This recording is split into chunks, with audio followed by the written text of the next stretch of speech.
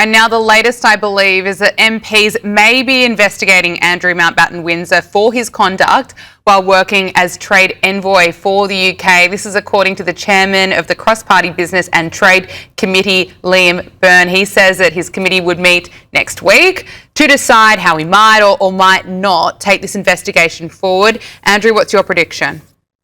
Well, my prediction is we need to look at this. We talked about Peter Mandelson, or Scandalson as I renamed him, and what he may have done, including passing on confidential information to Jeffrey Epstein. Well, it appears not just about the photographs that are emerging with Andrew on all fours and those sort of pictures, as well as a picture with Virginia Giuffre, but also more and more revelations about the extent of his relationship, having met in 1999 with Ghislaine Maxwell at that sort of stage, and he sort of denied having contact. Well, more and more photos are emerging, not just him strolling in Central Park in New York, but the ongoing discussions. But this is again a scandal, this time on a business point of view, because he's alleged to have passed over secrets to Jeffrey Epstein about sort of opportunities and so on and so forth.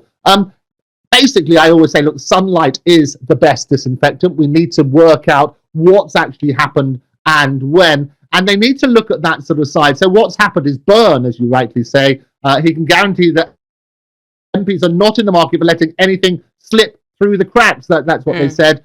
We need to have a look at this. Prince Andrew, or the former Prince Andrew, needs to confirm what he knew and when, because I can guarantee, as I always say, every photo ever taken, every email ever written, will always come into the hands of those you least want it to.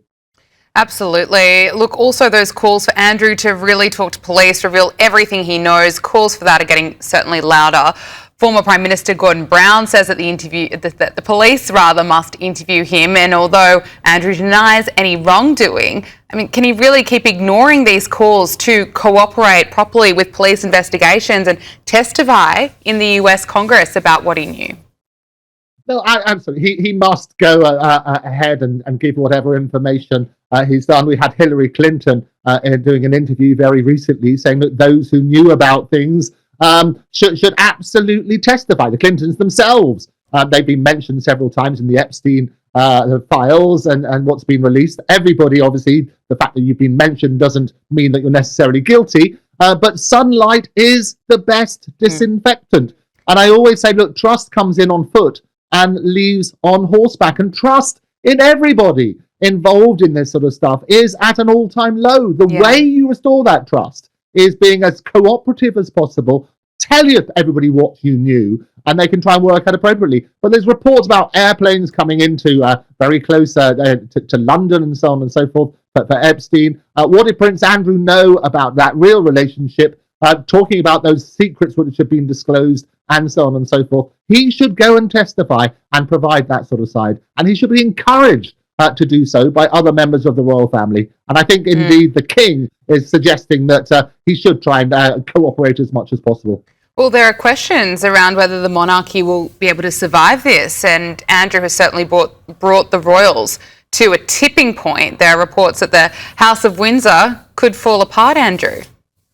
Well, it is, I would say, one of the biggest existential threats. I highlighted some of the several scandals that there have been just in the last 90 years. And this is probably one of the biggest to rock the royals. And it needs to be having a look at how are they dealing with it? Because you will know that royals don't travel by themselves. It's not possible to sort of go away without other people knowing where you're going to be, who you're going to be meeting, and so on and so forth. And one of the scandals that we had is obviously the relationship and access, if you like, to Buckingham Palace. And we remember that Jeffrey Epstein was offered where would you like to have dinner? And he sort of put BP, which everybody understood quite clearly to mean Buckingham Palace. And it had a look on that sort of basis. But the more of these revelations, and they're all being drip-fed, as indeed I predicted on this very show, they're all being drip-fed into the media. Every single time things are getting tainted, and the more they get revealed and the more they're not dealt with, the more it's going to scar the royal family forever. Well, it's been revealed that Prince William wanted Andrew banished quite a while ago, and he was fighting with his father about it. The Mirror's royal editor, Russell Myers, has written a joint biography of the Prince and Princess of Wales titled William and Catherine, The Intimate Inside Story, which draws on exclusive access to palace insiders. So the reports are that William really saw Andrew as someone that needed to be banished quite a while ago, and also as someone who was a stain on the royal family, Andrew. Yeah, stain on the royal family is exactly the position. And again, as I pointed out on the show, he was very, very harsh in terms of how he wanted Andrew to be dealt with. Harsh but fair, if you on that sort of basis, because it was quite right. He realised that the general public would make that association. And we saw at the Duchess of Kent's funeral how uncomfortable William looked around his uncle. Those relations have been strained for a very, very long time. William has been brutal, is the word I used previously, about trying to exclude Andrew, but with good cause, because it is a stain on the monarchy. And by association, the more that Andrew's trumpeted out at these sort of events, the better for that sort of scandal to continue to stick. You don't want that scandal to stick, and therefore distance is the best way to address with that. But certainly I think William was the driving force about not having him at Christmas events. He would have had conflicts, if you like, previously with his father about it. He wanted to go further than his father wanted as a result. But now that Andrew's been stripped of his titles, you can guarantee that it's almost unlikely that they're going to be seen at events together. And certainly William, where they are forced into particular events, will want to keep his distance as far as possible. Well, it's not just Andrew that has had some very serious allegations made against him. Fergie's relationship with Epstein is certainly being scrutinised. What's the latest on the allegations around Fergie? Well, all the time, and we used to feel a bit sorry for Fergie because we thought she was embroiled and brought under the sort of shadow, if you like, of her husband or former husband. What's now emerged is that she's not only borrowed lots of money that she needs to do, but she also at one stage tried to retract from criticising Epstein in public. She said that she received a threatening phone call, which is why she sort of turned around and was sort of deeply apologetic to Jeffrey Epstein because she was worried that she might be sued for defamation. She also sort of turned around and apparently asked him to marry her on that sort of basis, and even asked the possibility of getting a job with him. She called herself a house assistant, and that's apparently according to the Mail on Sunday. They wanted to avoid using the term housekeeper or just a special word for someone who employs a legion of staff.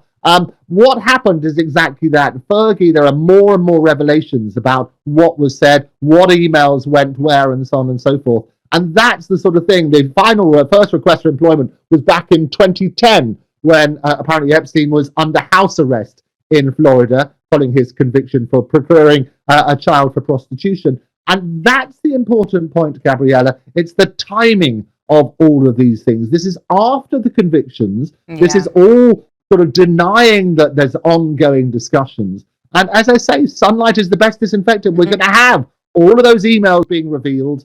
So it's better that you deal with those head on, but embroiled and tarnished as a result of the ongoing scandal. Just finally, we mentioned Megxit as a pretty big scandal that the royal family has had to face. It's been revealed that Princess Catherine, she was always a voice of reason when it came to William and Harry's relationship, when that started to fracture, started to fall apart. But there became this turning point where she realised that she could no longer bring them together. She realised there was no turning back and that Megxit was inevitable. These revelations also being detailed in Russell Myers' book. What are those details around this turning point when Princess Catherine realised there was no turning back? Yes, and I think that's the thing, is the difference between the two brides, if you like, William and Catherine, which became this wonderful romance, and she got security as soon as they got involved. Harry was always concerned about the security for him and also when he started dating Meghan, and there was a conflict there because they didn't get the same level of security. You also had the different attitudes, if you like. Catherine was always seen as this wonderful rose and still is adored by the public. And Meghan, they sort of had that love-hate relationship, which has gone more to the latter now that she's in America. But apparently, what happened? She hugged William when she first saw him. This is what happened, and made them feel a bit uncomfortable.